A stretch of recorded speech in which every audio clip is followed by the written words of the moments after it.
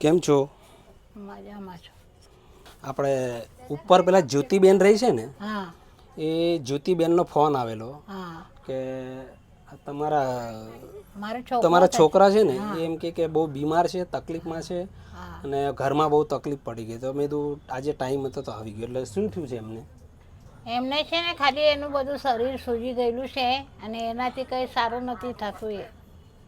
અને આમ કેટલા આપણા વરસ લાગીને એ પડેલું છે પથારીમાં. દવાખાના બી નહીં કરતો ને કંઈ જ નહીં. પહેલાં એટલે એક વર્ષથી આમને આમ જ છે? હા, 1 વર્ષથી એવું ને એવું જ છે.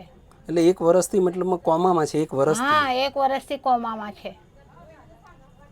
તો તમારા ઘર ચલાવવામાં કંઈ તકલીફ પડી જતી હશે ને? તબ તો હવે એ છોકરો મને કમાવા નાખતો હતો. હવે મારો ઘરવાળો બી ગયો, પછી મેં કોના જ ઉપર રહ્યો? મારાથી કંઈ હવે થતું નથી. મને પેશન્ટ છે તમારા ઘરવાળા છે નહીં નહીં. અને છોકરો છે 1 વર્ષથી કોમામાં છે, હા, એટલે ઘર ચલાવવામાં મતલબમાં તકલીફ. તો કોઈ હેલ્પ તકલીફ કરે, કોઈ મદદ કરે છે? કોઈ નહીં કરતો. કોઈ નથી કરતું? હા, જ્યોતિબેનનો ફોન આવેલો કે તો જ્યોતિબેન કે મેં હેલ્પ કરવા એમ બોલું.